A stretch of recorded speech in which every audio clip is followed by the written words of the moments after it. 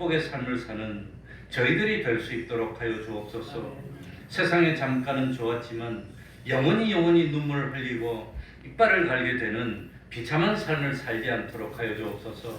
지금은 좁은 길을 가느라 고독하기도 하고 외롭기도 하고 때때로 힘들기도 하지만 주님과 동행하며 주님의 위로를 받으며 그 마지막이 영생인 좁은 길을 담대히 갈 수 있는 저희들이 될 수 있도록 하여 주옵소서. 우리 하나님 기뻐하지 않는 것이 있다면 지금이라도 버릴 수 있도록 하여 주시고, 우리 하나님 기뻐하는 것이 있다면 지금이라도 참 그 기뻐하는 길을 당당히 나갈 수 있는 참 성도의 걸음을 걷는 저희들이 되어서 우리 하나님을 기쁘시게 하고 하나님 기뻐하심으로 세상 살 때에 하나님이 축복하여서 부족함이 없는 저희들이 될 수 있도록 하여 주옵소서. 우리 태평동 교회가 진실로 주님의 몸된 하나님을 모시는 성전 될 수 있도록 하여 주시고, 세상 살면서 하나님과 동행함으로 모든 세상 이기게 하여 주시고, 그리고 참 하나님 주님 보좌 우편에 앉을 수 있는 우리 태평동 교회 권속들이 다 될 수 있도록 깨우쳐 주옵소서. 주님의 이름으로 모인 곳곳마다 하나님의 은총이 함께하여 주시기를 바라며 예수님 이름으로 기도하옵나이다. 아멘. 다 같이 자리에서 일어나셔서 찬송가 44장입니다. 찬송가 44장입니다.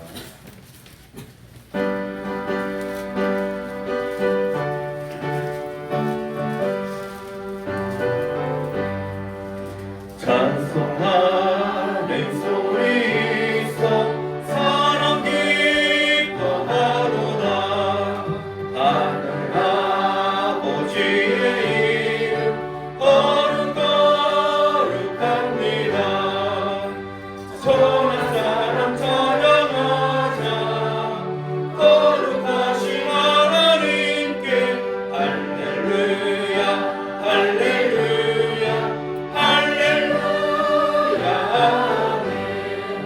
하나님의 나라 권세 영원토록 있도다. 하나님의 영광 나라 거룩거룩합니다. 하늘 보좌 계신 주님 세상 주관하시도다. 할렐루야 할렐루야 할렐루야 아멘. 하나님의 모든 뜻은 그 뜻대로 되도다. 우리 아버지의 뜻은 거룩거룩합니다. 주여 속히 임하셔서 기쁜 말을 주옵소서. 할렐루야 할렐루야 할렐루야 아멘.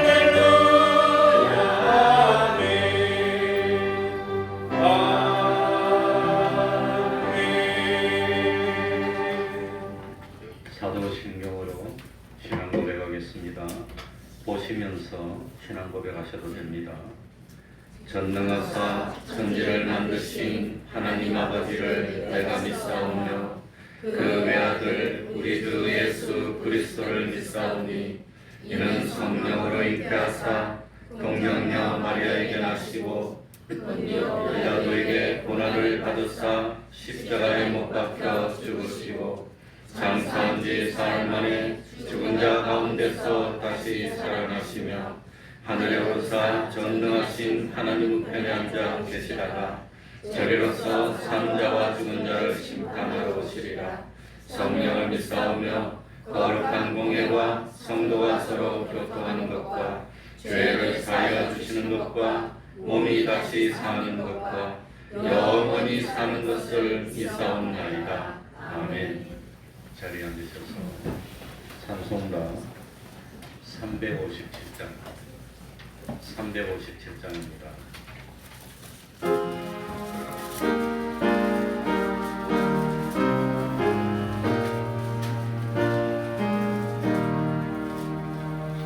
세상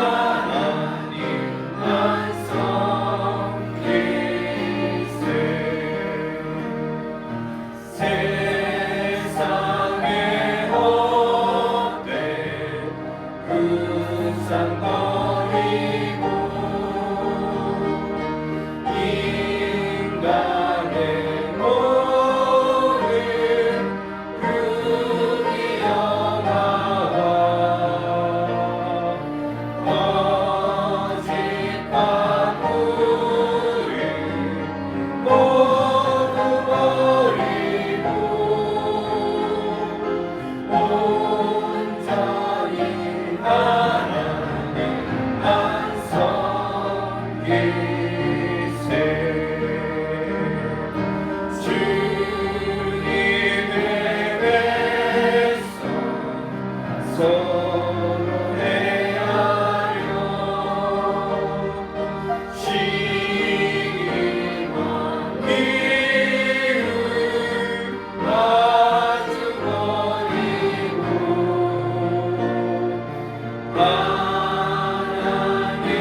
하나님만을 홀로 섬기는 전국을 어서 이루어주소서.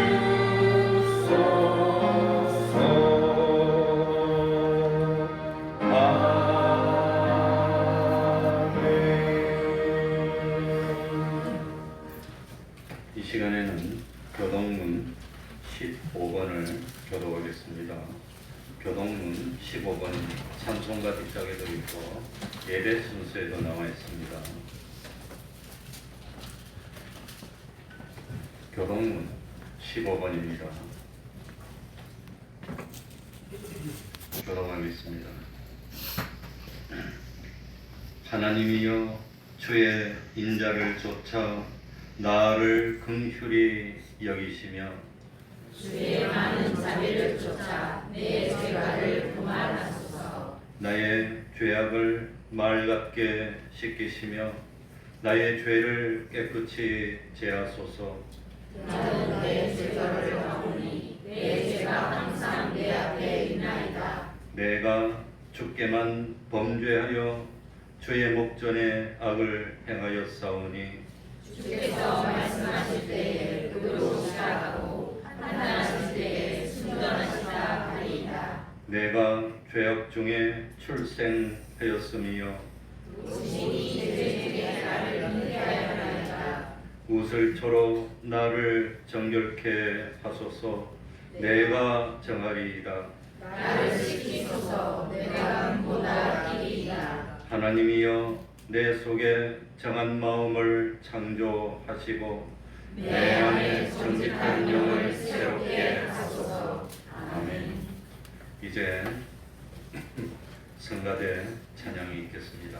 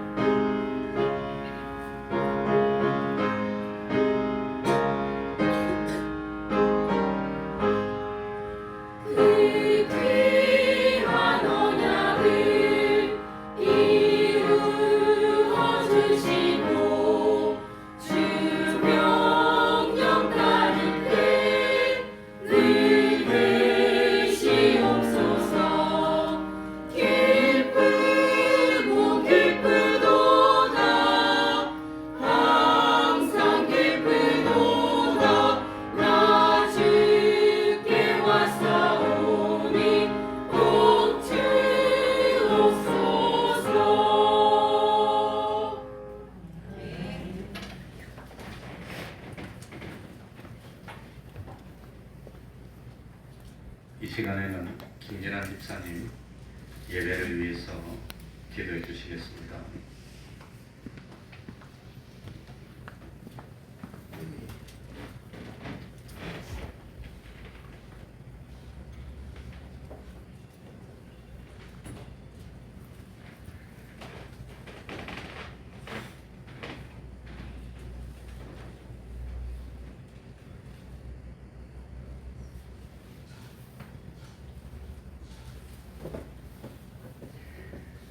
사랑과 은혜가 충만하신 하나님 아버지,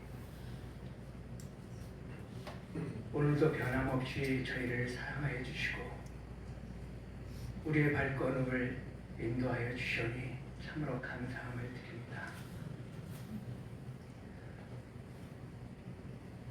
우리의 연약함을 아시고 언제나 우리를 위로하여 주시고 이끌어 주셔서 주님의 귀한 성전으로 인도하여 주시고 생명의 말씀으로 우리를 가르쳐 지키게 하여 주시고 우리로 하여금 우리의 죄를 알게 하여 주시오니 감사함을 드립니다. 이 시간 죄인된 몸으로 주님 앞에 나옵니다. 우리의 살아온 세월을 돌아볼 때마다 우리의 옛사람이 아직도 우리 안에 있음을 고백합니다. 하나님, 우리가 깨어 있으라고 말씀하여 주신 주님의 뜻이 무엇인지를 이제야 깨닫고 고백합니다. 우리가 이 땅 살아가는 동안에 하나님의 말씀을 지켜 행하며 천국 백성으로 살아가야 하는데 우리의 생각과 우리의 즐거움을 찾는 것들이 옛사람의 있음을 고백합니다. 이 시간 주님의 은혜로 이 자리에 섰사오니 이 시간 아버지 하나님 세상 속에 있는 모든 것들을 내어놓게 하여 주시고 구속에 주님의 사랑 안에 거하는 복된 자녀 될 수 있도록 도와 주시옵소서. 이 시간도 생명의 말씀으로 오실 주님을 영접하기를 원합니다. 우리가 깨닫고 변화받기를 원합니다. 말씀으로 결단하고 소망하는 믿음의 자녀가 되기를 원합니다. 말씀이 우리의 길이 되게 하여 주시고 이 말씀이 우리의 능력이 되게 하여 주시옵시고 이 말씀이 하나님의 축복의 말씀이 되게 하여 주셔서 이 땅 살아가며 주의 말씀대로 순종하여서 하나님이 인도하여 주시고 하나님이 축복하여 주시고 하나님이 높여주시는 은혜 가운데 온전히 살아가는 저희들이 될 수 있도록 축복하여 주시옵소서. 오늘도 아버지 하나님 주님 앞에 세상 살아가며 병든 저희들이 모든 문제들을 놓고 이 자리에 왔습니다. 주님, 언제나 우리를 생명의 길로 인도하여 주셨듯이 우리의 질고를 주님이 알고 우리를 깨끗이 씻겨주시고 또한 이기게 하여 주시는 은혜의 말씀으로 우리를 입혀주셔서 충만한 은혜와 사랑 가운데 세상 속에 나아가 빛과 소금의 직분을 감당해 나가는 저희들이 될 수 있도록 도와주시옵소서. 말씀의 은혜가 충만하기를 원합니다. 우리의 기도대로 우리가 변해가는 모습을 바라보기를 원합니다. 언제나 주님의 그 형상을 닮아가는 거룩한 백성 되기를 원합니다. 세상 살아가며 우리의 형제 자매들을 내 몸같이 사랑하러 가신 주님의 그 뜻을 깨닫고 아버지 하나님 섬길 수 있는 그 사랑을 허락하여 주시옵소서. 많은 이들과 화목한 자 되기를 원합니다. 많은 이들에게 덕을 끼치는 자 되기를 원합니다. 이 어두운 세상 속에 소금의 직분을 감당하여 예수 그리스도께서 죄인들을 위하여 이 땅에 오신 것처럼 아버지 하나님 죽어가는 영혼들을 생명의 길로 인도할 수 있는 주님의 귀한 백성 되게 하여 주셔서 이 어둠을 밝히는 빛의 자녀의 삶을 살아가는 저희들이 되게 하여 주시옵소서. 가는 곳곳마다 주의 영기가 나타나게 하여 주시고 어둠이 물러나게 하여 주시옵시고 진리의 말씀이 흥황하는 거룩한 백성 되게 하여 주시옵소서.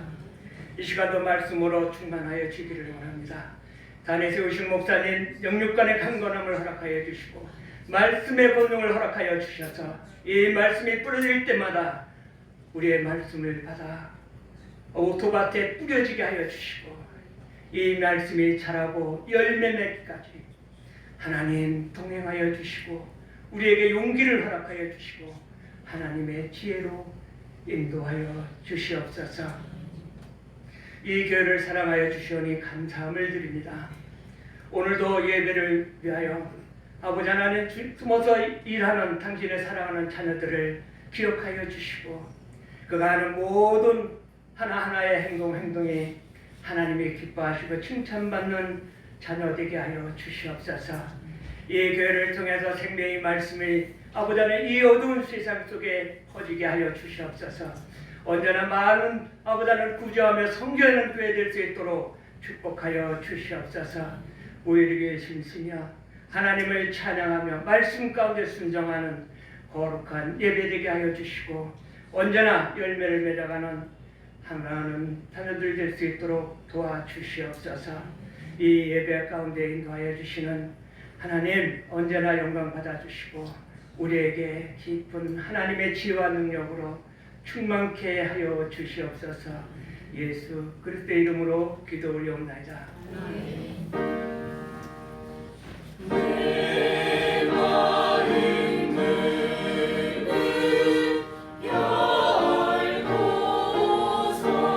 열고서 주 예수 맞아 들으며 주께서 너희를 돌보며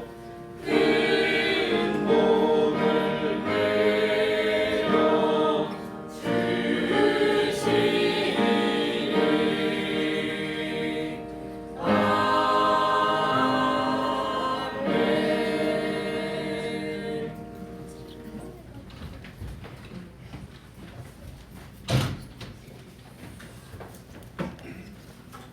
하나님의 말씀 마태복음 21장 23절입니다. 마태복음 21장 23절입니다.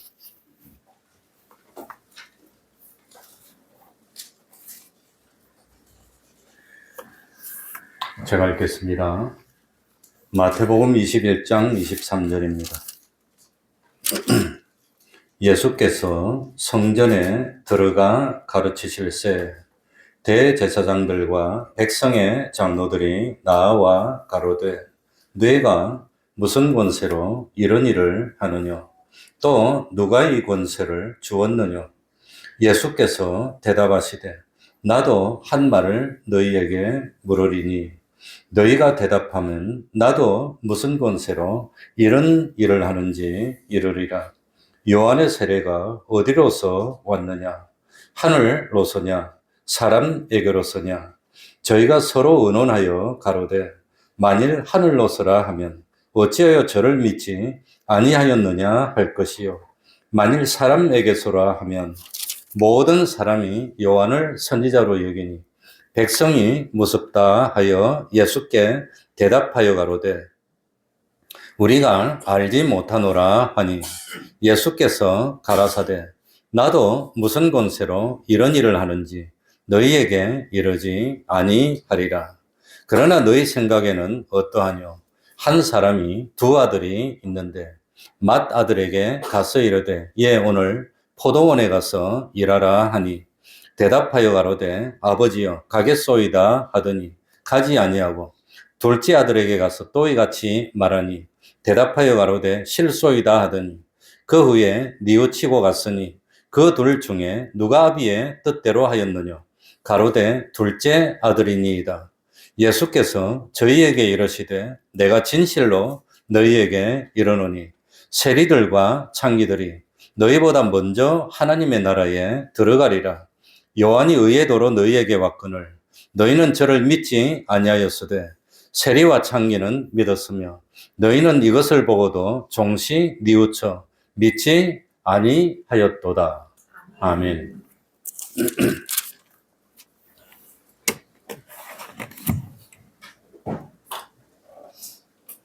다 알고 계시는 것 같지만 잘 몰랐던 요한의 세례가 하늘로섭니까? 사람에게로섭니까? 하는 것이 무슨 뜻일까? 하는 것을 말씀드리려고 합니다. 예수님의 공생의 마지막 행적을 보면은 그러니까 좀 있으면 이제 3월달이 되면 고난주간이 시작되는데 바로 그 고난주간의 7일의 행적을 보면 제일 먼저 주일날 예수님이 낙이 타시고 예루살렘으로 입성하십니다. 그래서 우리는 그 주일을 무슨 주일이라고 부르지요? 종려주일이라고 그럽니다. 월요일에는 열매 없는 무화과 나무를 저주하시고 하나님이 원하시는 열매 맺는 삶을 살지 못하면 심판을 받게 됨을 나타내 보이셨고, 또 월요일 날 성전 안에서 매매하는 자들을 내어 쫓으시고 환정산들의 상과 비둘기 파는 자들의 의자를 엎으시며 내 집은 무엇하는 집이라? 기도하는 집이라고 말씀하면서 성전을 깨끗게 했습니다. 그래서 성전 깨끗게 하는 걸 아마 말씀드렸습니다. 그러니 우리 하나님이 기뻐하는 열매를 맺으려면 깨끗하고 거룩해야 된다는 걸 가르쳐 줬습니다. 그리고 화요일은 과부의 헌금을 보시면서 이 가난한 과부가 다른 사람보다 많이 헌금했음을 칭찬했고, 그리고 예수님께서 예루살렘 성을 내다보시면서 눈물을 흘리고 미래의 예루살렘 성이 참 망하게 될 것을 슬퍼했던 날이 화요일입니다. 그리고 수요일에는 예수님이 베다니 문둥이 시몬의 집에 초대되어서 식사를 하는 중에 한 여인이 찾아와서 예수님의 머리에 향유를 부어서 예수님의 장례를 준비하는 일을 했습니다. 바로 이 수요일에 가룟 유다는 대제사장들을 찾아가서 예수님을 팔려고 흥정을 했고, 대제사장들과 백성의 장로들이 모여서 주님을 어떻게 하면 죽일 수 있을까? 그걸 의논한 날이 무슨 요일이라고요? 수요일입니다. 그리고 목요일은 최후의 만찬한 날입니다. 예수님이 제자들의 발을 씻어 주었으며, 오늘 주일학교 예배 시간에 보니까 예수님의 발을 씻어 준 사람이 누구지요? 그렇게 물어보던데 누가 예수님의 발을 씻어 줬지요? 우리 주일학생은 다 알고 있어요, 예배 시간에. 그런데 그 목요일은 예수님이 누구의 발을 씻어줬어요? 제자들의 발을 씻어줍니다. 바로 이 목요일 밤 주님이 십자가에 매달리기 바로 직전에 예수님은 겟세마네 동산에서 땀방울이 핏방울이 되도록 기도를 하며 밤을 새웁니다. 그리고 금요일은 성금요일입니다. 우리 예수님이 체포됐습니다. 가야바의 법정에 섰고 빌라도의 법정을 섰고, 그리고 아침 9시에 십자가에 달려서 오후 3시에 죽음을 당한 바로 그날입니다. 그러니 새벽에 잡혀가지고 법정을 옮겨가면서 심판받고 고문당하고 채찍하고, 그리고 뭡니까? 그 디아 도로로사라고 그래서 예수님이 내 생각에 한 1.5km나 되나? 2km 정도 되나? 모르겠습니다. 거기를 십자가를 지고 올라가다가 쓰러지고, 그래가지고 못 박힌 게 9시니 아침에 얼마나 정신없이 그냥 한 틈도 쉴 시간 없이 쭉 그냥 이 쫓기다가 매달린 그날이 금요일입니다. 그런데 오늘 본문은 무슨 요일에 일어난 일일까요? 그 마지막 7일 중에 무슨 요일에 일어난 일이지요? 자, 이 12절에 보시기 바랍니다. 마태복음 21장 12절에 보면 예수님이 성전에 들어가서 성전 안에서 매매하는 자들을 내보내고 한 날이 무슨 요일이었지요? 월요일 날 그 일을 했지요. 그리고 그 다음 날 하루 지내고 그 다음 날 아침에 참 예수님이 성전에 들어가서 가르쳤으니까 오늘 읽은 날은 무슨 요일? 화요일 일어났던 일이라고 하는 걸 알 수 있습니다. 그럴 때 예수님이 전날 월요일 날 성전을 내어 엎고 완전히 참 그렇게 만들었습니다. 가만히 있으면 됩니까? 안 됩니까? 그래서 준비를 해가지고 화요일 날 아침에 드디어 예수님을 대제사장들과 백성의 장로들이 찾아와서 책임을 추궁하는 겁니다. 그게 23절부터 나옵니다. 우리 읽어봅시다. 23절 예수께서 다 같이 읽습니다. 시작. 예수께서 성전에 들어가 가르치실세 대제사장들과 백성의 장로들이 나와 가로되 내가 무슨 권세로 이런 일을 하느냐? 또 누가 이 권세를 주었느냐? 대제사장들과 장로들이 힘을 합쳐서 예수님에게 책임을 추궁하고 죽이려고 작정을 했습니다. 예수님이 전날 월요일 날 성전에서 장사하는 사람들을 내쫓습니다. 성전에 대한 권세는 누구한테 있지요? 성전을 누가 관리했습니까? 누가? 사독의 후손들. 누구지요? 대제사장들이 성전에 대한 권세를 가지고 있습니다. 그런데 이 대제사장들이 하는 일을 참 예수님이 하지 못하도록 막았다고 하는 겁니다. 그러니까 성전에 대한 권세는 이 사독의 후손인 대제사장들에게 있어서 이 대제사장들이 성전에서 나오는 이익을 가지고 이 세상에서 잘 살았습니다. 수백 년 동안 잘 살았는데 이 예수님이 그걸 못하게 막은 겁니다. 대제사장들이 가만히 있을 수가 없습니다. 그러니까 제사장들과 예수님이 정면으로 대립하게 된 겁니다. 그러니 제사장들이 주관해가지고 그 허락을 받아서 계속해서 해오던 장사였고 돈을 바꾸는 일을 했는데 예수님이 그걸 못하게 막았으니까 대제사장들하고 예수님하고 완전히 반대가 됐다고 하는 겁니다.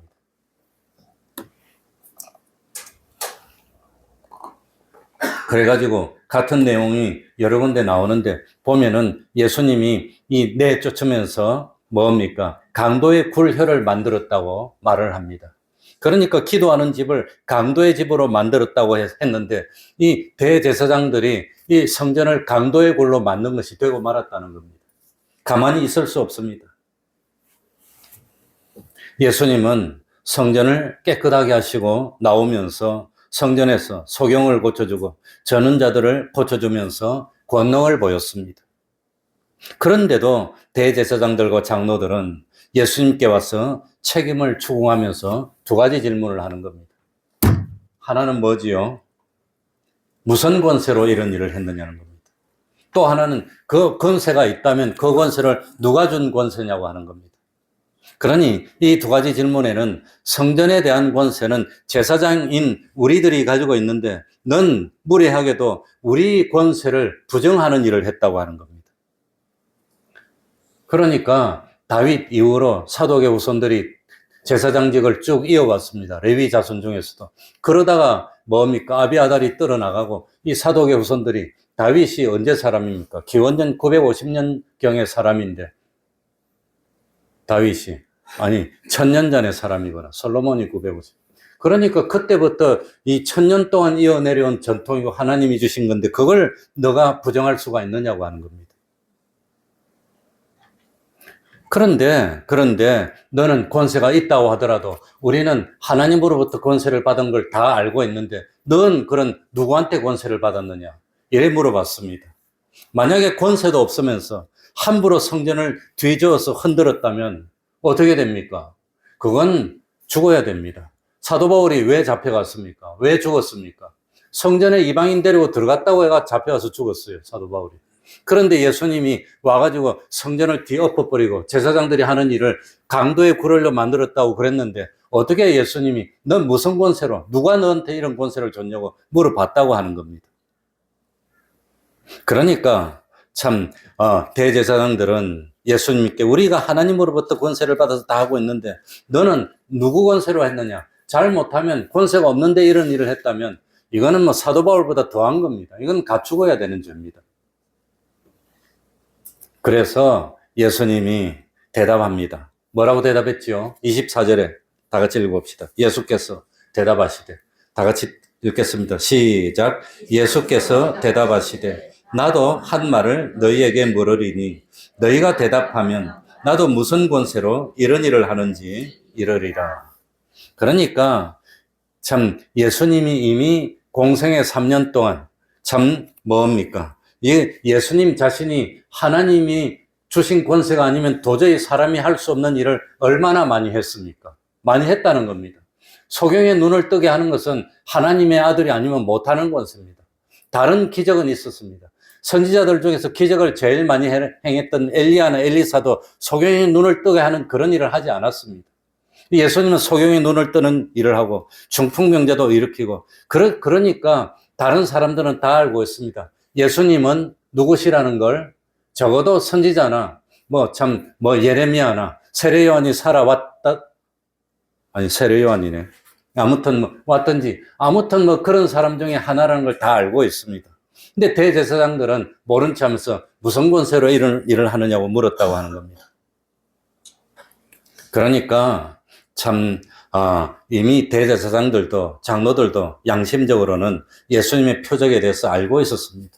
이스라엘 백성들은 예수님을 하나님의 사람으로 인정하고 따르고 있었습니다. 그러나 대제사장들은 예수님을 뭐 했다 그랬죠? 왜 십자가에 매달았다 그랬죠? 뭐 했어? 시기하고 있었다고 하는 겁니다. 그래서 표적을 보면서도 이적을 보면서도 예수님을 하나님의 사람으로 받아들일 마음이 전혀 없었습니다.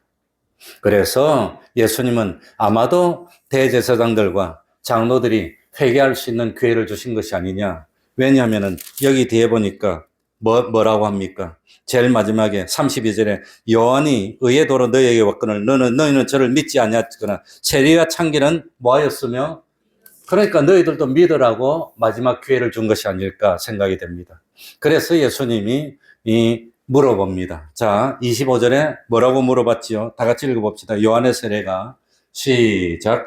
요한의 세례가 어디로서 왔느냐? 하늘로서냐? 사람에게로서냐? 저희가 서로 의논하여 가로되 만일 하늘로서라 하면 어찌하여 저를 믿지 아니하였느냐 할 것이요. 이 말씀의 뜻이 뭡니까? 압니까? 모릅니까? 저는 이 말씀이 읽고 지나가고 있는데 이 말씀의 정확한 내용이 뭘까? 가만히 생각하니까 잘 모르겠더라고요. 그래서 이 설교를 준비하게 됐습니다. 그러니까 세례는 누가 시작했지요? 세례 요한이 시작했습니다.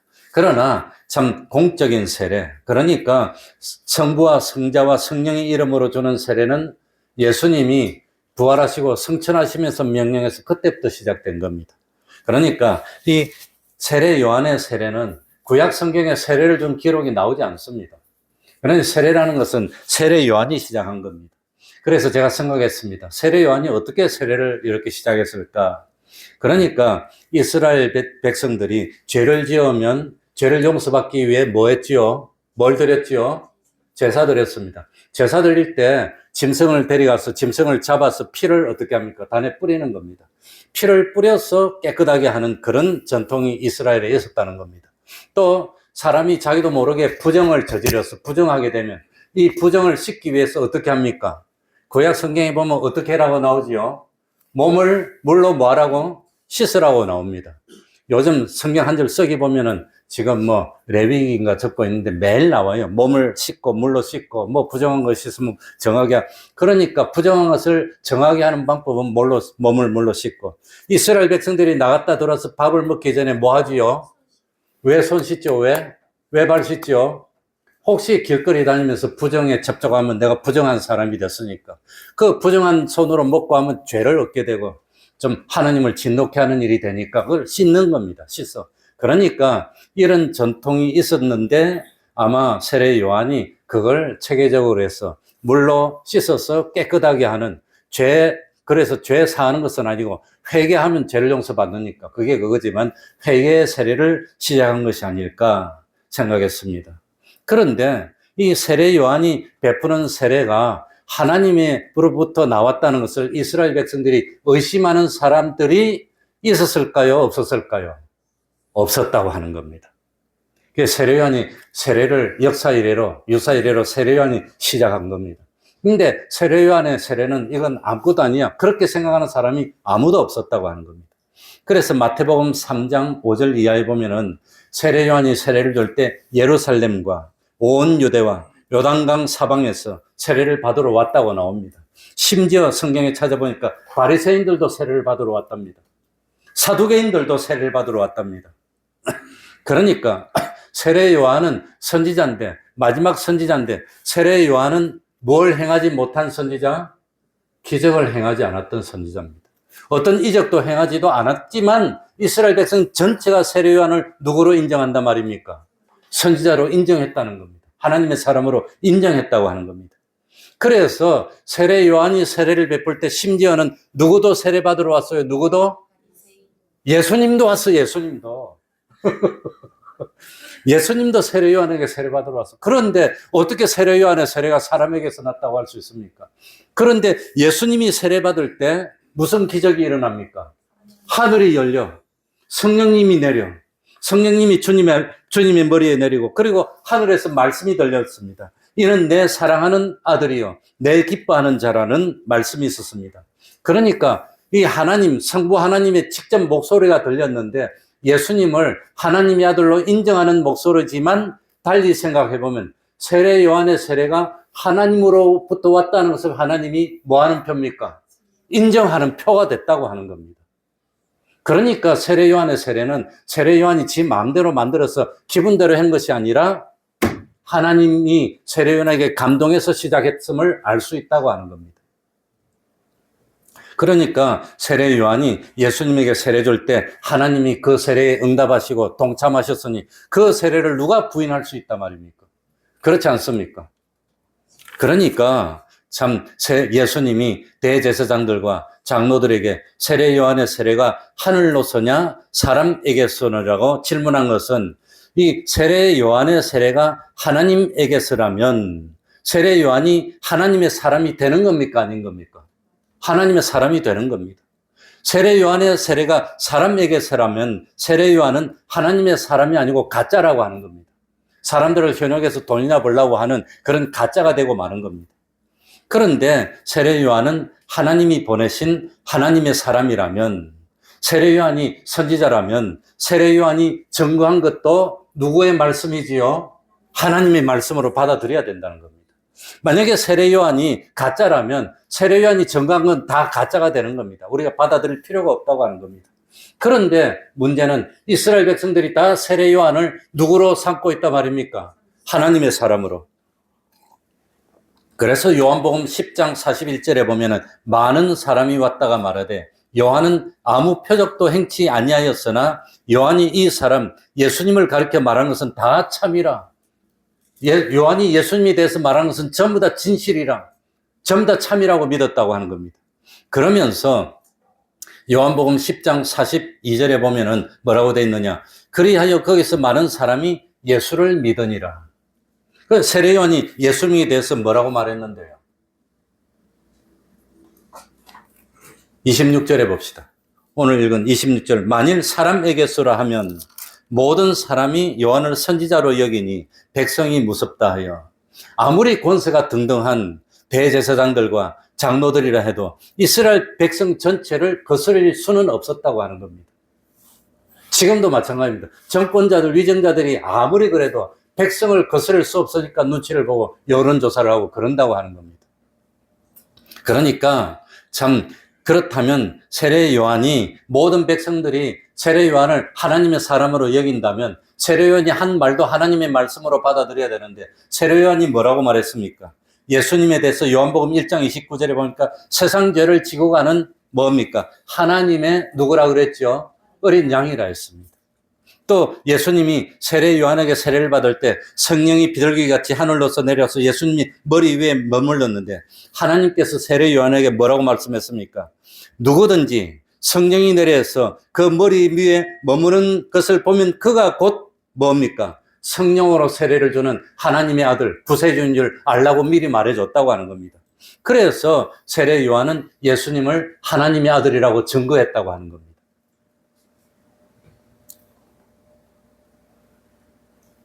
그리고 또 예수님을 따랐던 안드레는 형 베드로에게 가서 예수님을 소개하면서 안드레는 원래 누구의 제자였지요? 세례 요한의 제자였어. 세례 요한이 예수님 보고 어린 양이라고 하나님의 어린 양이라고 그래서 안드레가 예수님의 제자가 됩니다. 그런데 안드레가 예수님을 만나보고 자기 형이었던 베드로에게 가서 우리가 누구를 만났다? 그리스도를 만났다. 메시아를 만났다고 말했으니까. 그러니까 세례 요한은 예수님을 누구로 증거했단 말입니까? 그리스도로 메시아로 하나님의 아들로 증거했다는 겁니다.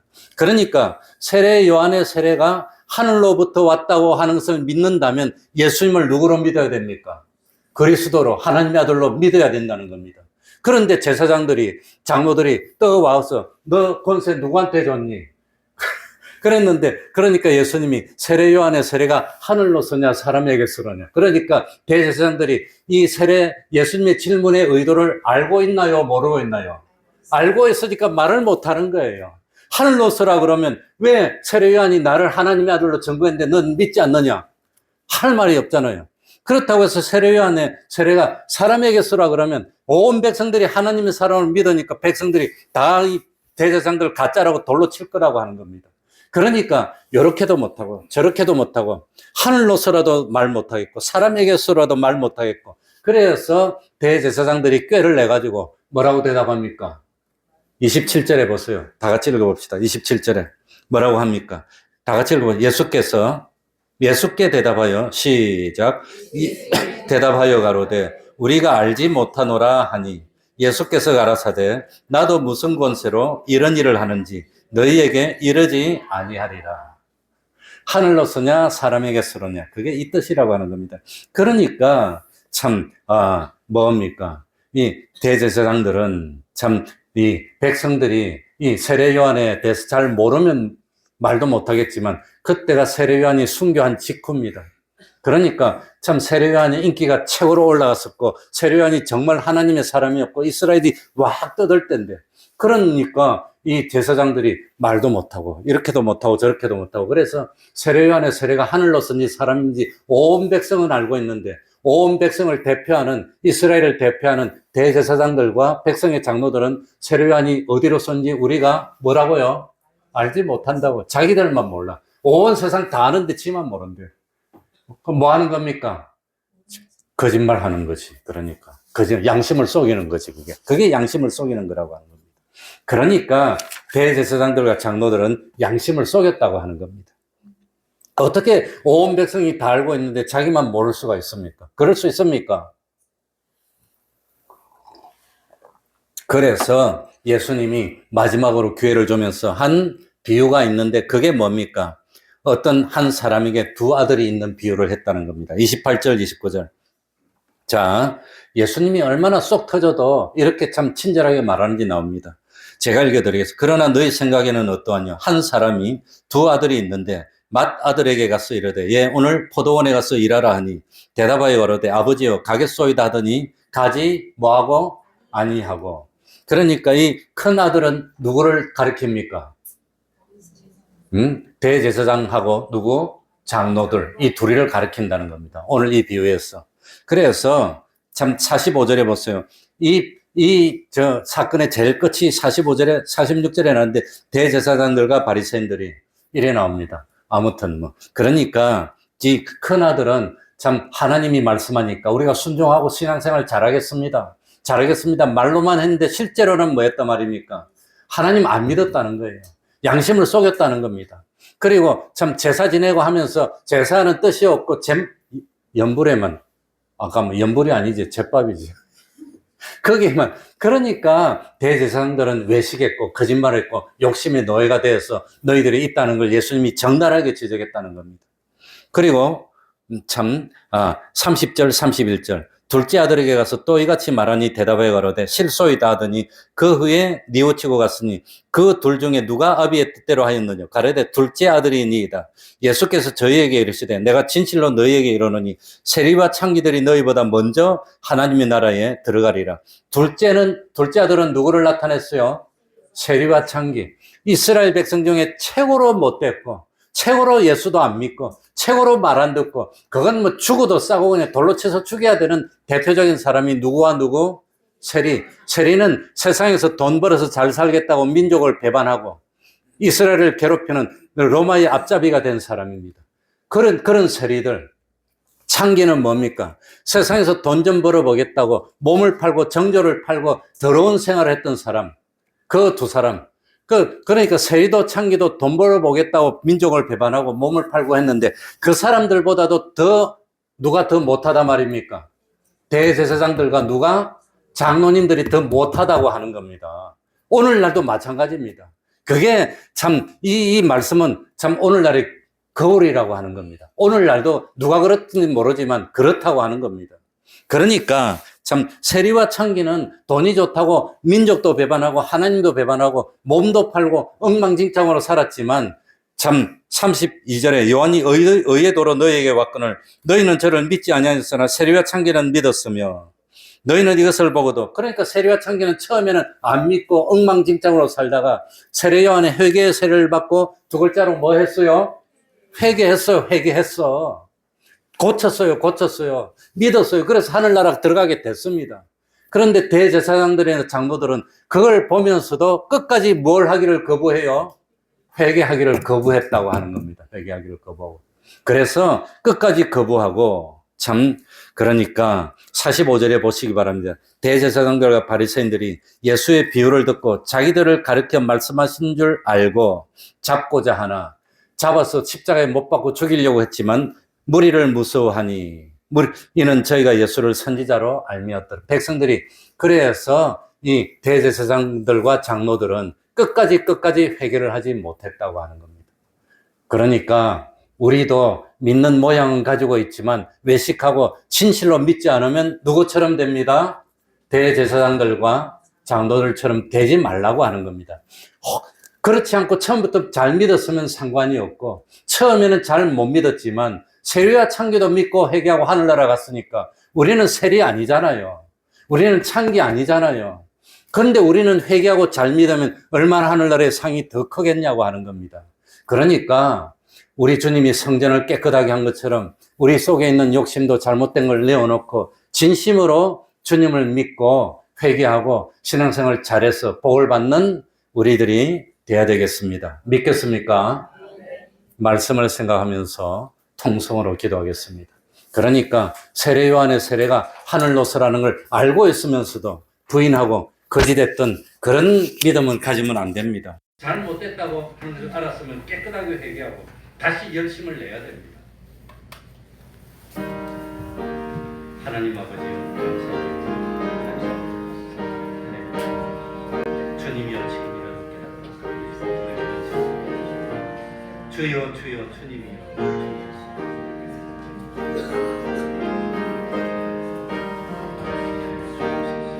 우리 태평동교회는 단 한 사람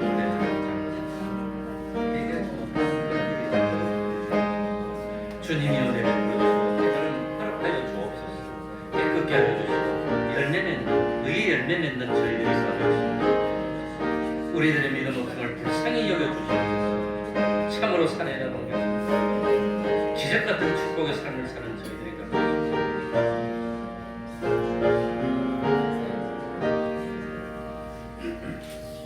찬송 올리겠습니다. 찬송가 399장입니다.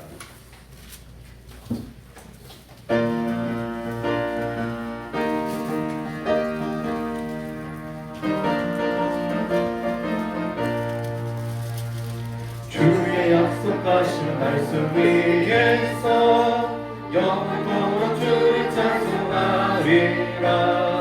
소리 높여 주께 영광 올리며 약속 믿고 굳게 서리라.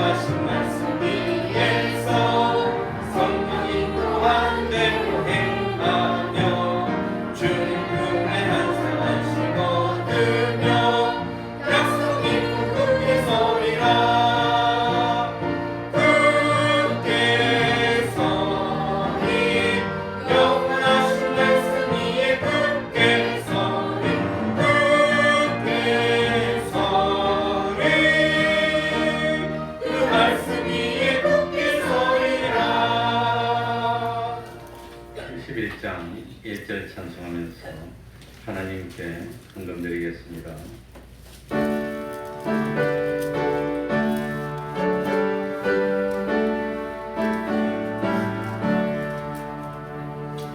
내게 있는 모든 것을 아낌없이 바치네. 사랑하고 의지하여 주만 따라가겠네. 주께 드리네. 주께 드리네. 사랑하는 그들 앞에 모두 드리네.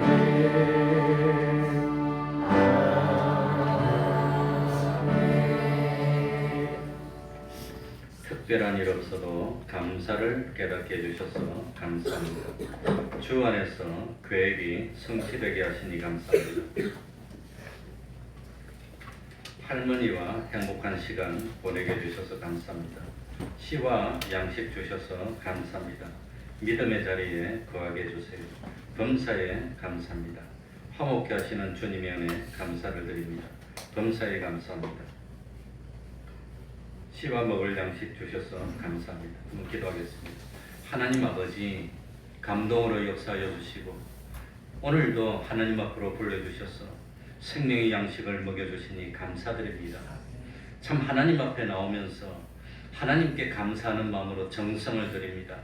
우리 하나님이 받으시고 세상에 좋은 것으로 또 참 하늘나라에 신령한 것으로 충만하여 세상 살면서 부족함이 없도록 하여 주시고 그리스도의 심판대 앞에 섰을 때 우리 하나님께 30배로 60배로 100배로 열매를 내어놓고 우리 주님께 칭찬받고 영원한 하늘나라에서 영원히 영광 가운데 거할 수 있는 저희들이 될 수 있도록 하여 주옵소서. 우리 태평동교회 권속들이 어디로 가더라도 하나님이 함께 하심으로 형통케 하여 주시고 거기서 기둥같이 여김받는 환영받는 존재 될 수 있도록 은혜 베풀어 주시옵소서. 예수님 이름으로 기도하옵나이다. 아멘.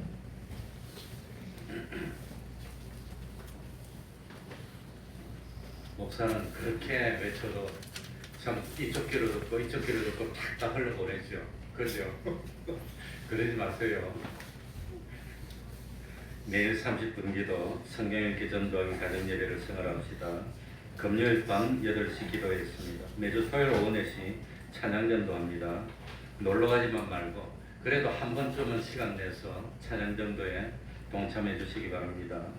부득이하게 주일이나 수요일 출타 중일 경우에는 온라인으로도 우리 교회 밴드에 들어오면은 온라인으로라도 예배에 참석할 수 있습니다. 이소정 권찰의 아들 송하준, 우리 성혜정 집사님의 외손자지요. 3월 8일 토요일 오후 6시 30분 가천대 옆에서 뭡니까? 돌잔치를 한답니다. 뭐 이런 말 해도 될지는 모르겠는데 해도 됩니까? 아무튼 다른 식을 못했어요. 그러니까 이게 아마 그런 참 예식 같은 그런 것이 되지 않나 생각이 됩니다. 많이 참석해서 부부를 축하해주고 기도해 주시기 바랍니다. 그러면 다 같이 일어나셔서 1장 찬송 부르고 축도를 마칩니다.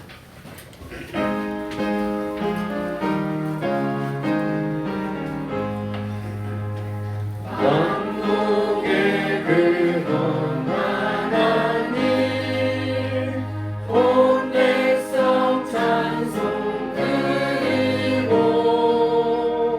저 천사여 찬송하세 찬송 성부 성자 성령